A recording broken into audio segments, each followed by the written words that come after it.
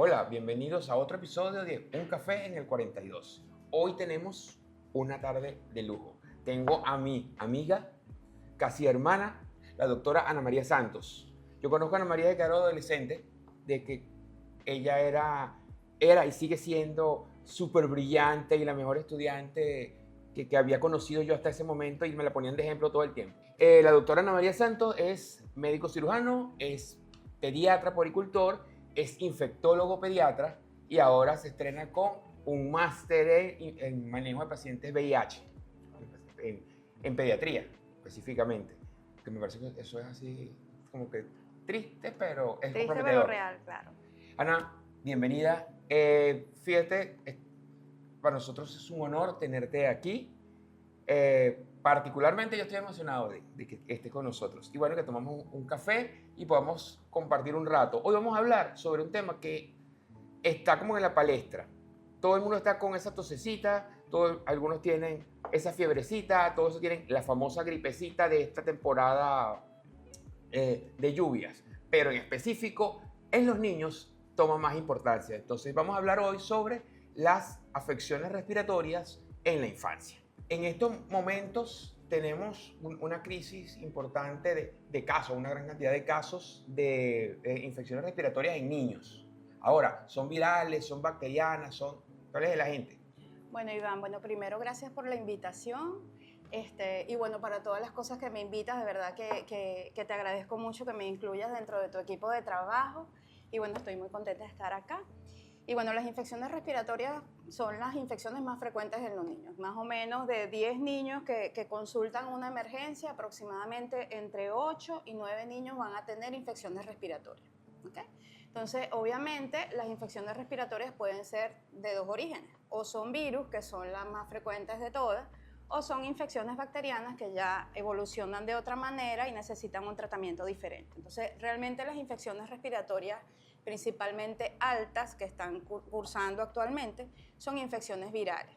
Y bueno, eso tiene mucho tiempo y tienen más o menos un comportamiento así, es estacional, más o menos son más frecuentes en la época de lluvia, que aquí en Venezuela son justamente estos meses que estamos viviendo. Y generalmente son virus que provocan diferentes tipos de enfermedades. Pueden ser bronquitis, pueden ser resfriados comunes, pueden ser otitis virales, pueden ser faringoamigdalitis y más o menos los niños cursan con la misma sintomatología, dependiendo algunas diferencias de dónde esté ubicada la infección. Y bueno, virus hay muchos, ¿ok? Más o menos desde que empezó la pandemia, sí tuvimos que incorporar el coronavirus dentro de las posibilidades de diagnóstico, pero también existen otros virus que incluso son más frecuentes que el SARS-CoV-2, como es el virus de resfriado común, que es un niñito que viene con fiebre, estornudo, malestar general, y generalmente en poquitos días ya ellos van mejorando. Pero existen otros virus también, como la influenza, el virus sincicial respiratorio, el mismo coronavirus y otros virus diferentes. Fíjate, ahora que lo mencionas, nosotros cuando montamos el panel de antígenos respiratorios, aparecen toda clase de nombres. La gente probablemente se asuste porque aparece adenovirus, aparece influenza A, influenza B, virus sincicial respiratorio, SARS-CoV-2. Y, por ejemplo, a mí siempre me impactó ya estoy acostumbrado a la influenza, pero de un tiempo para acá he visto muchos más casos de virus sincicial respiratorio. Correcto. Y sobre todo en niños pequeños, es decir, niños pequeñitos. Lo bueno que los nuevos paneles ya no son tan invasivos como antes, ya solamente un toquecito en la nariz para tomar la muestra es más que suficiente, pero antes era más, así como que era mucho más invasivo. Pero por el nombre, a mí sí me pareció, se llama virus sincicial respiratorio, esto debe ser grave, pero resulta que es bastante frecuente. Correcto. ¿Cómo lo diferencia clínicamente? Es decir, clínicamente hay... Ok, bueno, no, fíjate que no hay muchas diferencias, ok, tal vez lo que se va a modificar un poquito es como la evolución o digamos, mejor dicho, la gravedad que se presenta en todas las edades. Eso que estás diciendo tú es cierto, uno hace ese panel respiratorio y sí podíamos observar que en ciertos momentos, en ciertas ocasiones o épocas del año aumenta la presencia de coronavirus. Hay otros momentos del año donde aumenta la influenza y realmente en este momento tenemos muchos casos de virus sincicial respiratorio. El virus sincicial respiratorio es un virus que afecta la vía respiratoria, puede dar fiebre, rinorrea, que es moquito, muchas veces este moquito es claro, malestar general, el niño puede presentar vómitos y en los casos más graves generalmente se acompaña de tos y dificultad para respirar y generalmente en los pacientes que ocurre esto son en los niños más pequeños, son niños menores de 2 años, principalmente en menores de 10 años, aunque fíjate que actualmente se han visto casos en pacientes adultos mayores, en pacientes de la tercera edad, donde también se pueden complicar y pueden hacer neumonitis o bronquitis y pueden tener diferentes grados de complicación. De hecho, en los niños pequeñitos cursa como si el niño fuera asmático, pero realmente no es un diagnóstico de asma, sino que es un niño que se presenta, que empieza inicialmente con esta fiebre, moquito por la nariz, malestar general, deja de comer, puede dar vómitos, un poquito de diarrea y comienza a presentar tos y dificultad para respirar. Y cuando uno examina a ese niñito puede escuchar sibilancia, ¿okay? Que es, digamos, el signo característico de los pacientes con asma. Pero en este caso son niños muy pequeñitos donde no tienen este diagnóstico. Y en los adultos mayores puede ser igual. Entonces, realmente, de todos los virus que hemos mencionado, influenza, virus sincicial respiratorio y COVID, no hay una forma de distinguirlos desde el punto de vista clínico, a pesar de que algunos de ellos pueden tener ciertos matices. Por ejemplo, el virus el sincicial respiratorio afecta principalmente la vía respiratoria.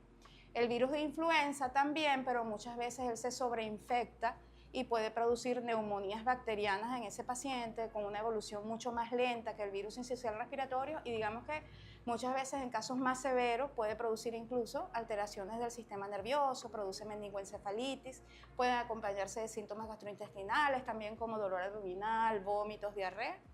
Y COVID puede dar cualquier cosa, porque COVID nos ha enseñado que puede manifestarse como cualquier otra sintomatología, no nada más la sintomatología respiratoria. Entonces realmente tal vez lo que nos ayude a distinguir un virus de otro es la epidemiología, lo que sepamos que está pasando en ese momento, la época del año y el comportamiento que tienen de acuerdo a la edad de los pacientes.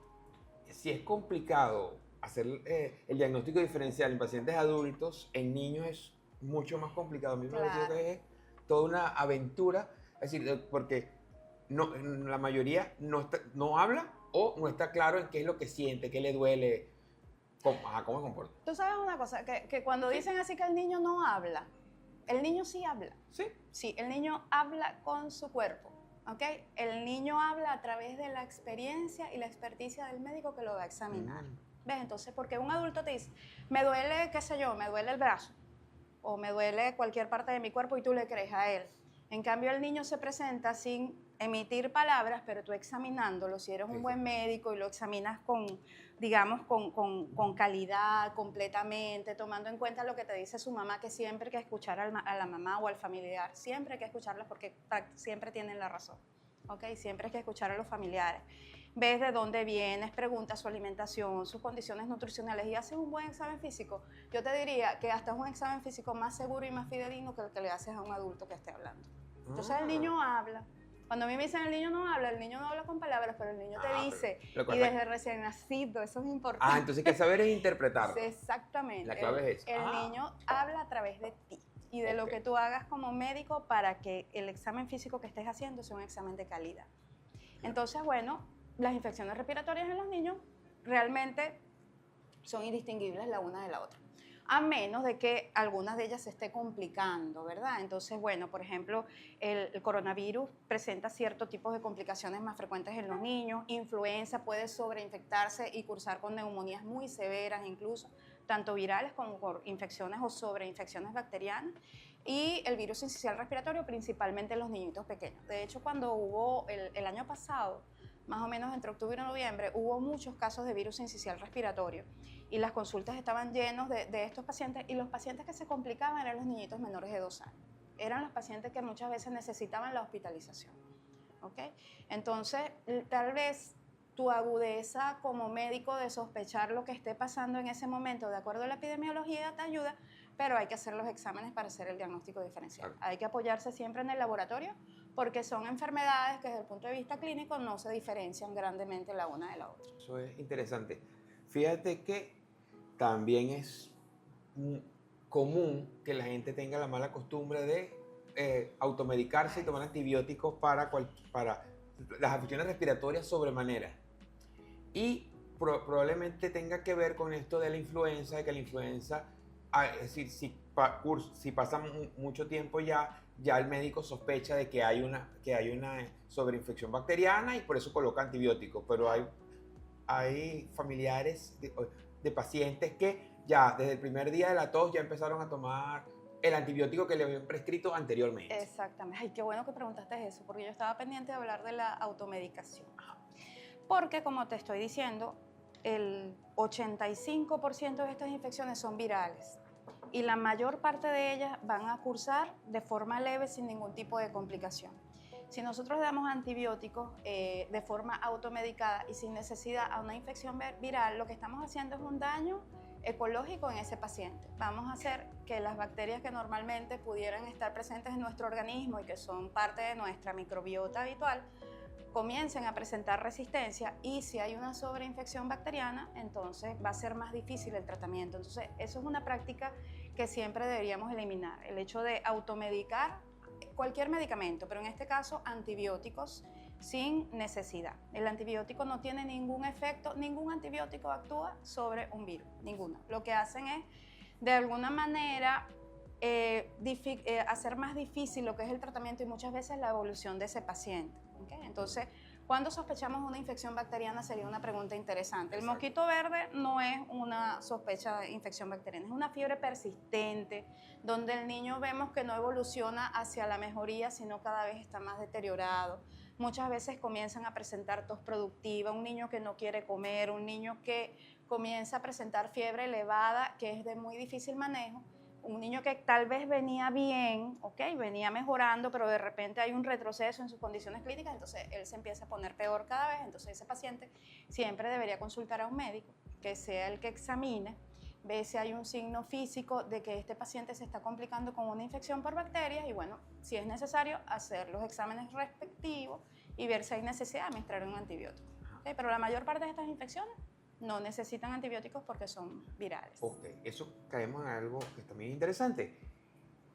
¿Cuáles serían los signos de alarma para ir al pediatra? Porque, por ejemplo, las mamás primerizas, los papás primerizos, la primera fiebre, ya, corriendo al pediatra.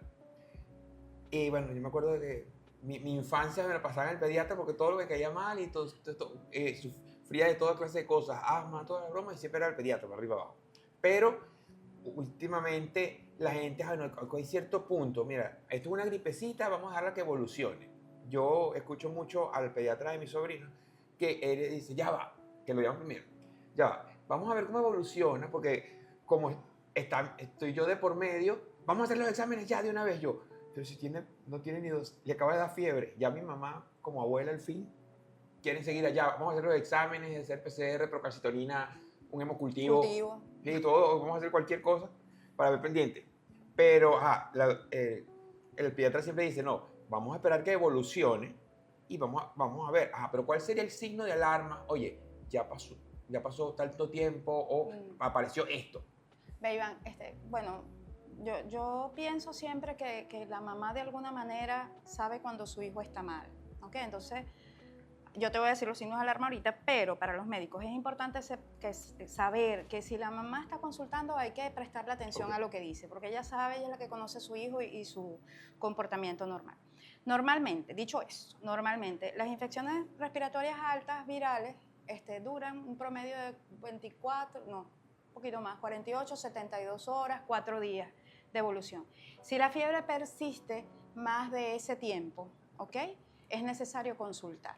Sobre todo si la fiebre vemos que sigue un patrón donde no va disminuyendo ni en frecuencia ni en intensidad y que muchas veces es difícil, controlarla con los antipiréticos normales, con acetaminofén, por ejemplo, ¿okay? O con un baño, con medio físico. Ahora, signos de alarma en un nené. Siempre que veamos un deterioro de su estado neurológico, es el nené que está llorando todo el tiempo, que no para de llorar, por ejemplo, eso se llama que está irritable, que está muy excitable ante todos los estímulos, o un bebé que pasa todo el día dormido, más de lo normal, que no corresponde a sus horas de sueño, que está somnoliento. Entonces, eso es un factor de riesgo muy importante para consultar. Además de esto, un niño que no come, que no quiere comer, sobre todo los niños más pequeños que digamos que son más sensibles a una posible deshidratación. El niño que vomita o no tolera adecuadamente la vía oral, que por ejemplo tiene fiebre, le vamos a dar el medicamento para la fiebre y el niño vomita, entonces vemos que no lo podemos controlar de esa manera. Un niño que tiene diarrea que no es controlable, que se puede deshidratar y entonces tendríamos que explicarle a la mamá cuáles son los signos de deshidratación. Oye, yo digo la mamá porque la mamá es la que generalmente lo lleva, pero puede ser el papá, el familiar, el que lo vaya a llevar. Entonces un niño deshidratado es un niño que orina poco, que tiene los ojitos hundidos hacia atrás, que la saliva es muy espesa, entre otros signos que podemos observar. ¿Okay? El niño que no quiere comer, como te estaba diciendo. Y en el caso de las infecciones respiratorias, es muy importante el niño que tiene dificultad para respirar.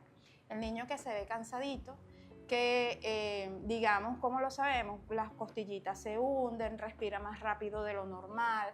Vemos que muchas veces la tos no lo deja dormir, no lo deja comer o le provoca vómitos. En ese caso es importante siempre consultar al médico antes de tomar cualquier acción en casa. O sea, yo, por lo menos a mis pacientes, ¿qué le doy por si tiene fiebre? ¿Qué le doy por si tiene otra cosa? No. O sea, yo parto de que una madrecita tiene que aprender a bajar la fiebre en su casa, ¿ok?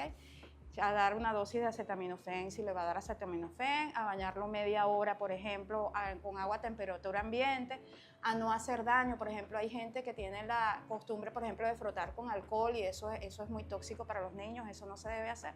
Y todo lo demás tienes que consultar a tu médico, ¿okay? Antes de dar cualquier otro medicamento. Entonces yo diría que esos son los signos principales entre los cuales debemos consultar rápidamente. Y añadiría que todo aquello que le preocupe a su mamá, ¿okay? Todo aquello que, mira, él no es así, él está presentando algo raro en su conducta, en ese momento es mejor consultar antes de hacer daño. Claro. Interesante. Otra cosa que también, lo que te comentaba, de los exámenes de laboratorio, porque hay gente que tiene la costumbre, no, antes de ir al médico me voy a hacer los exámenes, entonces va, sí. viene primero a hacerse los exámenes, y yo, bueno, ok, para una rutina, pero cuando es el caso de un niño, a mí me parece someter a un niño a tomar una muestra de sangre, primero que lloran ellos, lloro yo, lloramos todos, ajá, y yo digo, bueno, pero algunas veces no es necesario, yo prefiero que sea el pediatra que se lo indique, pero dice, bueno, pero es que así nos ahorramos, decía, vamos todo de una vez. Pero yo, bueno, pero usted no puede hablar usted habla con su pediatra por teléfono, y si el pediatra considera que debe hacerse una hematología, tal cosa, porque, ve, nosotros nos quedó una especie de neurosis social con el COVID. Todo el que tose tiene COVID. Y entonces, y con los niños, después apareció todo esto del síndrome multisistémico, y todo este tipo de cosas en niños. Y entonces, hasta los niños, ya llegan los papás, no, vamos a hacer la prueba de COVID. Y a mí me ha tocado decir, bueno, vamos a ver, ¿qué tiene el niño? ¿Cuántos días tiene con eso? Ok. ¿Usted tiene el teléfono de su pediatra? Si es un pediatra de confianza, yo lo llamo y le digo, mira, ¿y no sería mejor si le vas a mandar a hacer una prueba de COVID, hacerle el panel, que creo que hasta vale lo mismo, y te da como un abanico más importante? Sí, es que yo no le dije nada que hiciera COVID.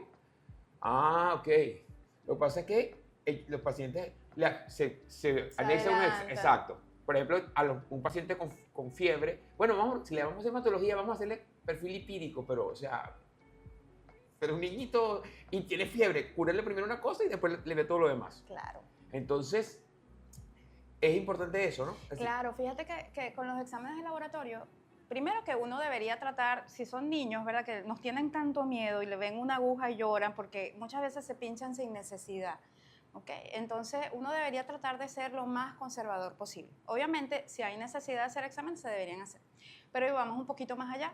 Muchas veces los niños, en el primer día con fiebre, así sea un cuadro viral, lo que van a aumentar son los neutrófilos, porque es una línea de defensa inicial ante esa infección y es viral. Y si hacemos el examen en ese primer momento, pues posiblemente hasta podamos confundir el diagnóstico guiándonos por la hematología. Entonces siempre es mejor esperar y quizás al tercer día ya se le quitó todo y no era necesario ni siquiera hacer los laboratorios. Otro ejemplo que nos pasa mucho, que no es una infección respiratoria, pero es el dengue. Está dando dengue, todo el mundo tiene dengue. El muchachito tiene fiebre, tiene su rash, su exantema, está pintadito de rosado, tiene 3 días con fiebre y te vienen en el laboratorio y te digan de una vez, hazme la hematología y hazme la prueba del dengue. Entonces, normalmente esa prueba del dengue, que es la serología, el dengue blood, no va a salir positiva sino después del quinto o sexto día con fiebre. Entonces, tenemos esa primera prueba negativa, pinchaste innecesariamente al nené, malgastaste un recurso y de alguna manera gastaste mal tu dinero porque no te va a ayudar a hacer el diagnóstico. Y muchas veces lo que puede hacer es confundir más o menos cómo sería. Entonces, yo pienso que siempre es importante consultar antes, porque quizás yo como médico valore que sea necesario que tú te hagas otra cosa adicional también, entonces lo vas a tener que pinchar de nuevo. Entonces, los laboratorios apoyan los diagnósticos, pero no hacen el diagnóstico. Entonces, siempre es importante trabajar las dos cosas al mismo tiempo.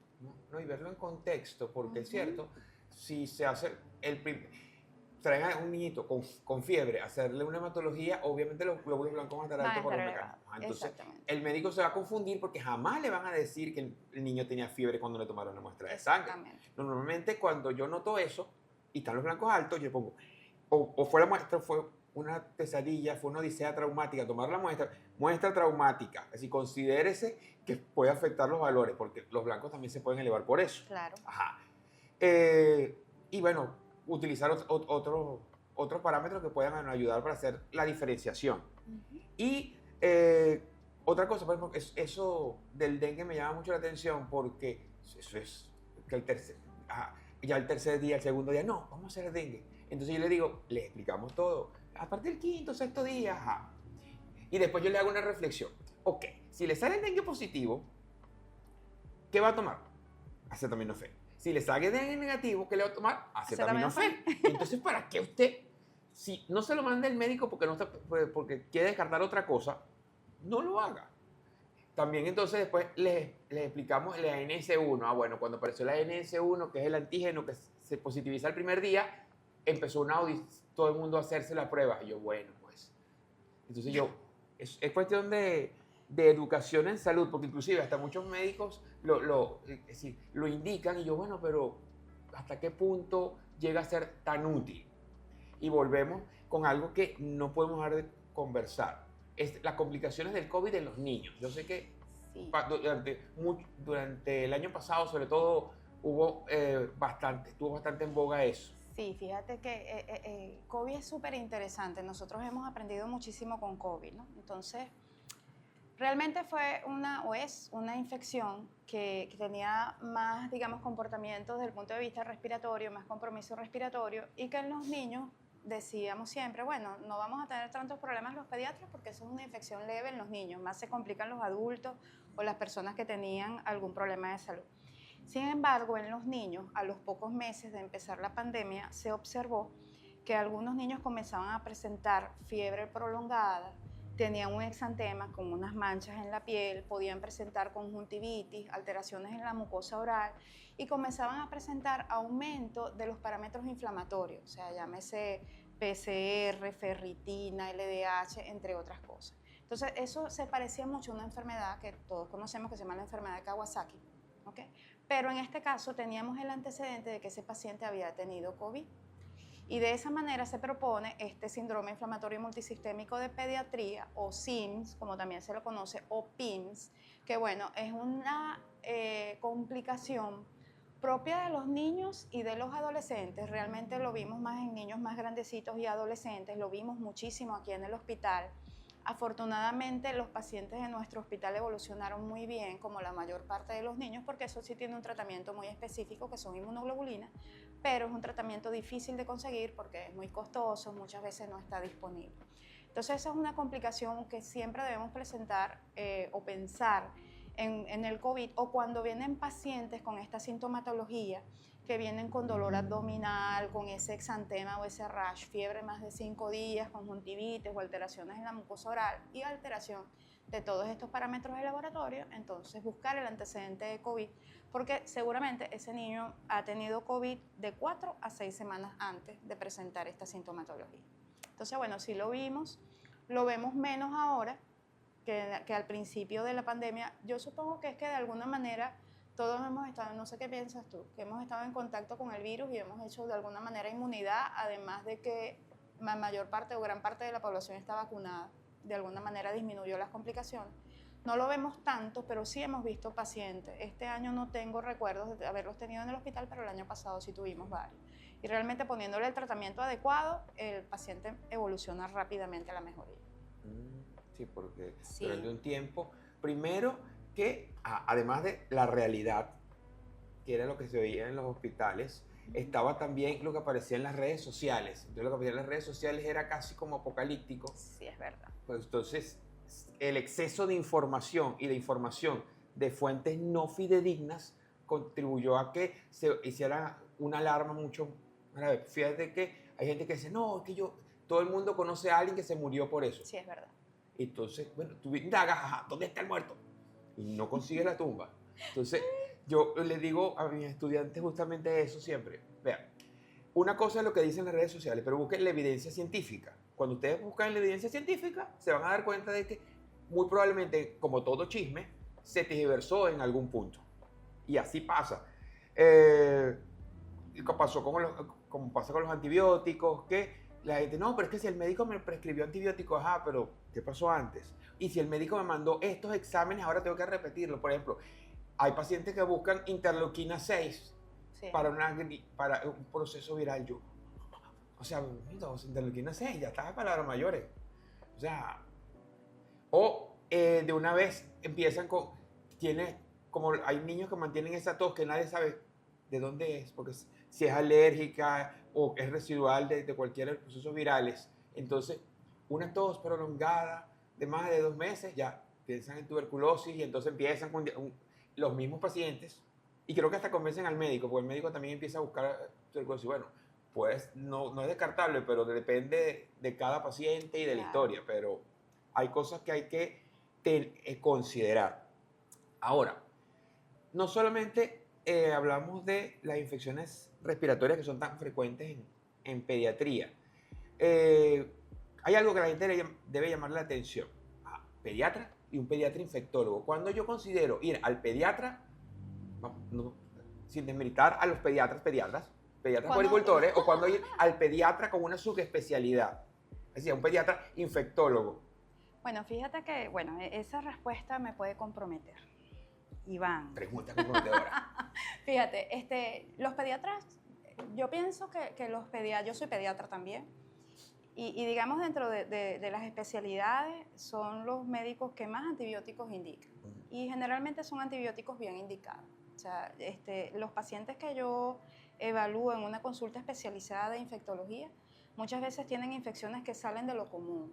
¿Okay? Son infecciones como las que tú has nombrado, por ejemplo, pacientes con tuberculosis o pacientes que no evolucionan adecuadamente, digamos, con los antibióticos que se indicaron o el tratamiento indicado por su pediatra, digamos, tratante o de cabecera, pacientes con VIH, que es gran parte de mi consulta, niños con VIH positivos, pacientes con COVID. Y hay algo que sí es del infectólogo, que es las infecciones asociadas a la atención de la salud, que ya no son pacientes que están en su casa, sino que son pacientes que se encuentran hospitalizados. Entonces, mis profesores siempre nos decían que nosotros éramos pediatras, y primero éramos pediatras y luego infectólogos, pero que hay 3 situaciones que son nuestras, que no son de más nadie. Una es las infecciones asociadas a la atención de la salud, la segunda es el paciente VIH positivo, y la tercera es el paciente que tiene una comorbilidad, que tiene una enfermedad de base, por ejemplo, la anemia drepanocítica, que es frecuente en nuestro medio, o pacientes pediátricos con leucemias u otro tipo de cánceres que cursan con alguna infección, pacientes diabéticos que cursan con alguna infección. Porque ¿qué sucede? Que estos niños posiblemente las infecciones sean más complicadas o que tengan cursos que no sean típicos.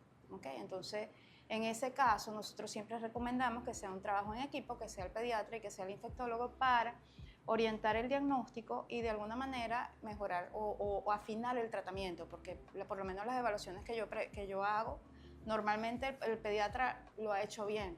Entonces lo que hacemos es recomendar formas de administrar los antibióticos, diluciones, tiempo de administración, conociendo la farmacología de los medicamentos. Pero más o menos eso es el deber ser.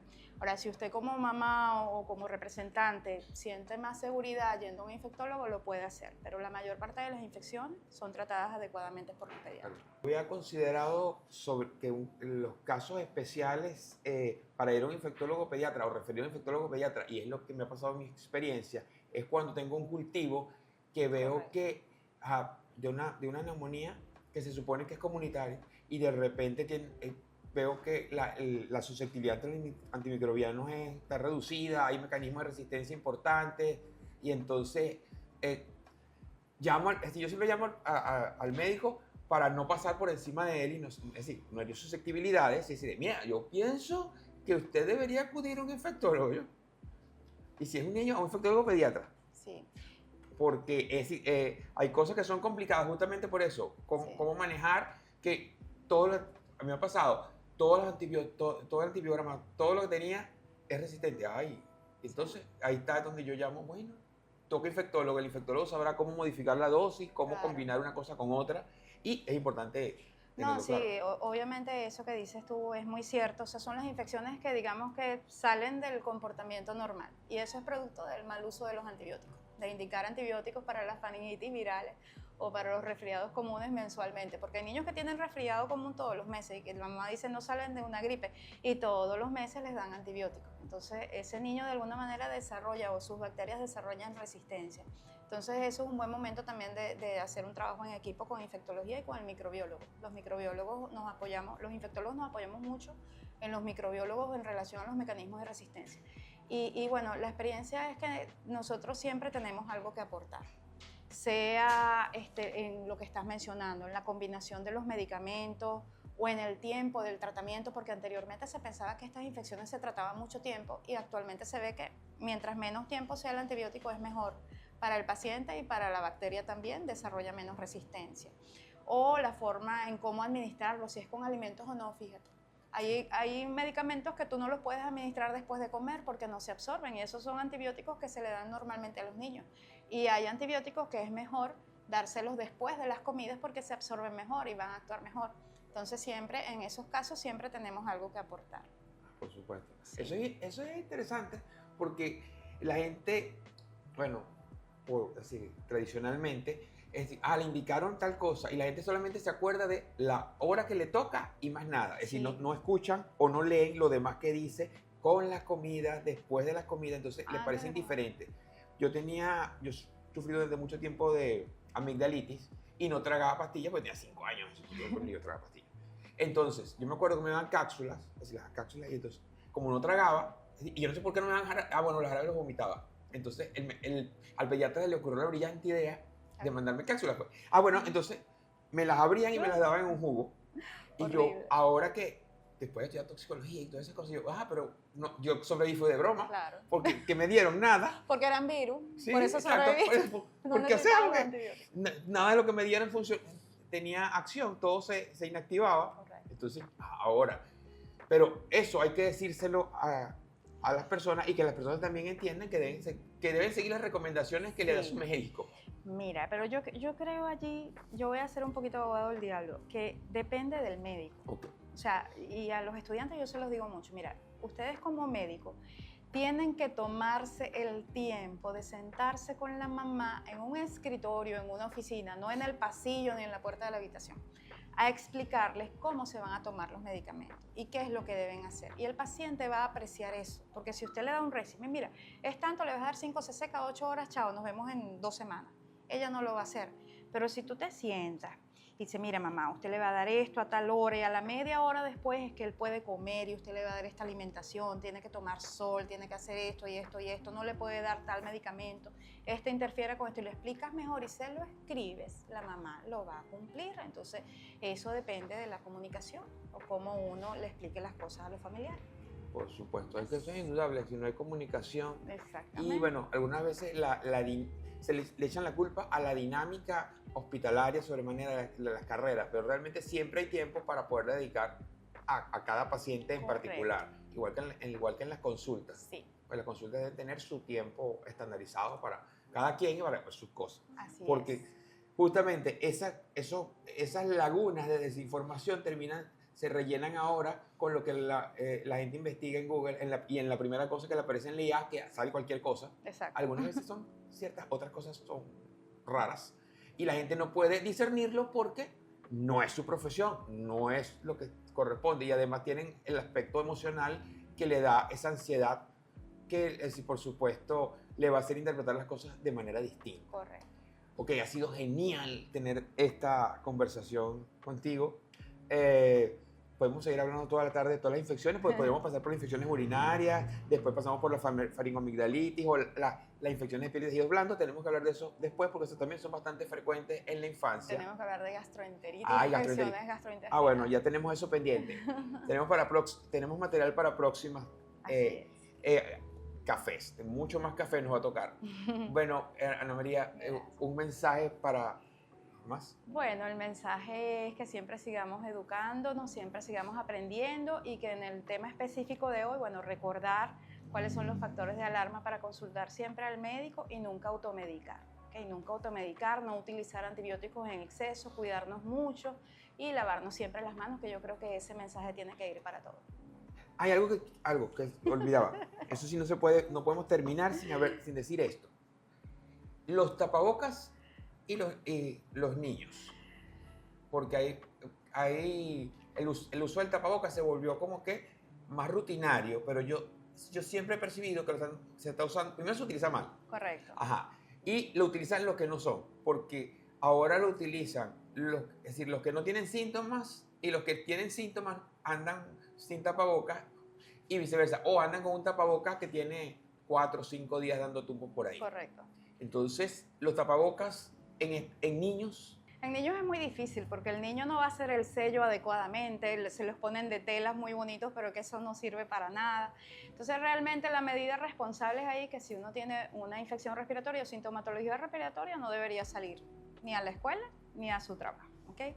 Es preferible que el adulto sintomático sea el que tenga el tapaboca y si el niño está enfermo, quede en casa y no siga expandiendo la infección.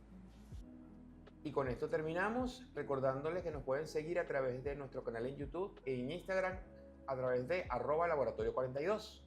Ahí no podemos terminar sin darle las gracias a la doctora Tania de Almeida por estas bellas tazas que nos dio de obsequio. Gracias, ella estuvo con nosotros en un video anterior. Tengo que volverle a invitar para que las estrene con nosotros. Y bueno, será hasta la próxima.